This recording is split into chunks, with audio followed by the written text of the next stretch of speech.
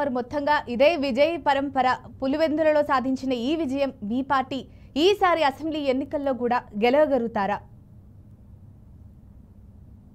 ఇది తొలి మెట్టు. ఈ ఎన్నికల్లో విజయం అనేది తొలి మెట్టు.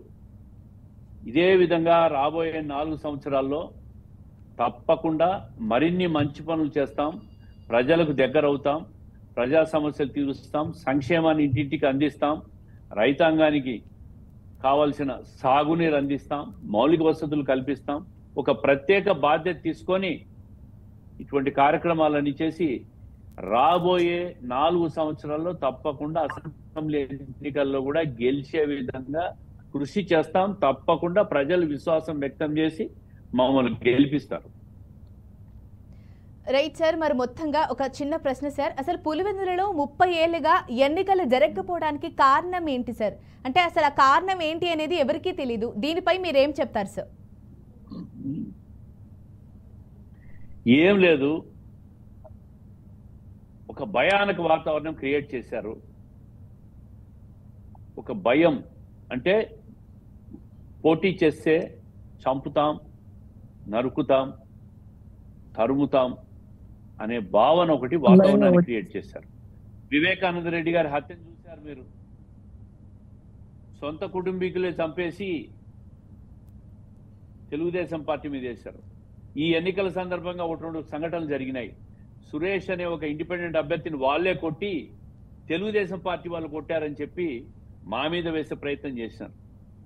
దానికి సాక్షాత్తు వివేకానంద రెడ్డి కూతురు సునీత గారు కూడా ఇది వాస్తవం అని చెప్పి, మా బంధువతను అని చెప్పి సునీత గారు కూడా వాళ్లే కొట్టి తెలుగుదేశం పార్టీ మీద వేస్తున్నారనే విషయం కూడా ఆయన చెప్పింది. ఈ విధంగా వాళ్ళు ఒక భయానక వాతావరణం సృష్టించి ప్రతిపక్షాన్ని అణిచివేసే దూరంలో ప్రవర్తించి ఈరోజు పులివెందులలో పోటీ చేయాలంటే ఒక భయం క్రియేట్ చేశారు. అందుకే వాళ్ళు 30 సంవత్సరాలుగా అక్కడ నామినేషన్ లేకుండా గెలుస్తూ వస్తున్నారు. ఇంకా వాళ్ళ ఆటలు సాగవు. ప్రజల్లో మార్పు వచ్చింది, ప్రజల ఆలోచనలో మార్పు వచ్చింది. ప్రజలందరూ కూడా స్వచ్ఛందంగా బయటకు వచ్చి మేము మాకు కావాల్సిన వాళ్ళకి ఓట్లు వేసుకుంటాము అని ధైర్యంగా చెప్పే పరిస్థితి మేము ఈరోజు ఈ ప్రభుత్వం వచ్చిన తర్వాత ప్రజలకు స్వాతంత్రం తీసుకొచ్చాం. ఆగస్టు 15 రేపు పులివెందుల ప్రజలకు స్వాతంత్రం కల్పించినాం. అందుకే భవిష్యత్తులో ఇంకెవరు భయపడరు.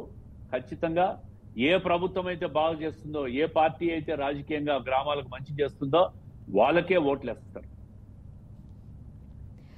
వీళ్ళ ఆటలు భవిష్యత్తులో సాగు. రైట్ సార్, అసలు మొత్తంగా అసలు ఈ ఘన విజయాన్ని, అంటే ఈ విజయం రావడానికి ముఖ్య కారణం ఏంటి సార్? అంటే కార్యకర్తలు ఎటువంటి కృషి చేశారు, అలాగే అసలు టీడీపీలో ఉన్న శ్రేణులందరూ ఎలాంటి బాటల మీద వెళ్ళారు? అంటే అసలు కారణం అంటూ ఆడియన్స్లో ఒక ఆసక్తి ఉంటుంది సార్. అసలు ఎలా గెలిచారు, దేనివల్ల గెలిచారు అనేది ఉంటుంది సార్. అసలు దీనిపై మీరు ఏమంటారు? మాకు ఒక చిన్న క్లారిఫికేషన్ సార్. చెప్పాను కదా, పోటీ చేసిన తర్వాత ఇంటింటికి వెళ్ళి ప్రచారం చేశాం, మీకు నిర్భయంగా ఓటేసుకోండి అని చెప్పాం, జనంలో మార్పు తీసుకురావాలని చెప్పాం, వాళ్ళ ఆలోచన విధానంలో మార్పు చేశాం, ధైర్యం ఇచ్చాం. ప్రభుత్వము మీ గ్రామాలకు రేపు ఎన్నికల తర్వాత సంక్షేమ కార్యక్రమాలు కానీ, అభివృద్ధి కానీ, మౌలిక సదుపాయాల కల్పన కానీ చేస్తామని చెప్పాం. ప్రజల్లో ఒక ధైర్యం కల్పించాం. అందుకే వాళ్ళు స్వచ్ఛందంగా బయటకు వచ్చి ఈరోజు ఓటేయగలిగినారు. Right sir, thank you so much sir. మా మంత్రం అదే. Right sir, thank you so much sir. చక్కటి విశ్లేషణ అందించారు. అలాగే మరొక్కసారి congratulations sir. Thank you, thank you, thank you.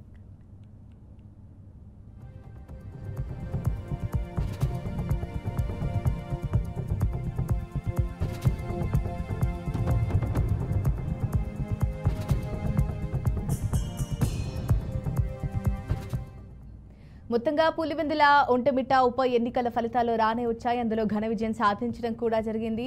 And పులివెందులలో 6034 ఓట్ల మెజారిటీతో, అలాగే ఒంటమిట్టలో 6154 ఓట్ల మెజారిటీతో ఘన విజయం సాధించాయి. అలాగే విశ్లేషకులు కడప పార్లమెంట్ టీడీపీ అధ్యక్షులు రెడ్డప్పగారి శ్రీనివాస్ రెడ్డి గారు కూడా దీనిపై చక్కటి విశ్లేషణ అందించారు. అలాగే ఎలాంటి కారణాలు, అంటే దేనివల్ల ఇలాంటి సక్సెస్ వచ్చింది, ఈ విజయం ఎలా సాధించాము అనేవి క్లియర్గా వివరించారు. అలాగే వైసీపీ నేతలు ఎవరైతే ఉన్నారో వారు ఎలాంటి ఆరోపణలు చేసినా రిగ్గింగ్ అని నేరారోపణలాగా చేసినా కూడా, అలాగే న్యాయ పోరాటానికి వెళతాం అని అన్నా కూడా అవన్నీ జరుగుతాయో లేదో తెలియదు. కానీ ఈ సక్సెస్ మాత్రం అసలు చాలా గర్వించదగ్గ విషయం. ఎందుకంటే పులివెందులలో 30 ఏళ్ల తర్వాత ఇలాంటి విజయం సాధించడం జరిగింది. మరి రాజకీయ రంగంలో ఈ విజయం సంచలనంగా మారింది. పసుపు పతాకాలు ఎగరవేసి విజయోత్సవ ర్యాలీలు కూడా నిర్వహిస్తున్నారు టీడీపీ శ్రేణులు. అలాగే ఉత్సాహంగా సంబరాలు చేసుకుంటున్నారు. మొత్తంగా 30 ఏళ్ల తర్వాత జరిగింది కాబట్టి పసుపు కేతనం ఎగరవేశామంటూ టీడీపీ వర్గాలు ఆనందం వ్యక్తం చేస్తున్నాయి. మరి ఇదే సమయంలో వైసీపీ మాత్రం గెలుపుని కాస్త జీర్ణించుకోలేకపోతుంది. అండ్ రెడ్డప్ప గారు, శ్రీనివాస్ రెడ్డి గారు చెప్పినట్టుగా ఇది వాళ్ళు ఎంత నేరారోపణ చేసినా, దౌర్జన్య కాండ అని ఆరోపించినా కూడా అవన్నీ లెక్కలోకి రాకుండా అసలు మేమేం చేస్తాం, టీడీపీ ఏం చేస్తే ఈ గెలుపు వచ్చింది అనేది చాలా క్లియర్గా వివరించారు. అలాగే వైసీపీ నాయకులు మీడియా ఎదుట ఘాటుగా స్పందించినప్పటికీ, టీడీపీ విజయం వెనక అనైతిక పద్ధతులు ఉన్నాయని చెబుతున్నప్పటికీ, అలాగే డబ్బు పంపిణీ, హింసాత్మక ఘటనలు ఇవన్నీ జరుగుతున్నప్పటికీ అవేవీ కాదు, మా కృషి, మా పట్టుదల, అలాగే మేము వారిలాగా వీళ్ళలాగా ఇంటింటికి వెళ్ళి తిరగలేదు అంటే ఇవన్నీ యాడ్ చేస్తూ చాలా చక్కటి వివరణ ఇచ్చారు. సో మొత్తంగా ఇది వాటి స్పెషల్ ఇన్ డెప్త్. మరి చూస్తూనే ఉండండి BRK న్యూస్ తెలుగు.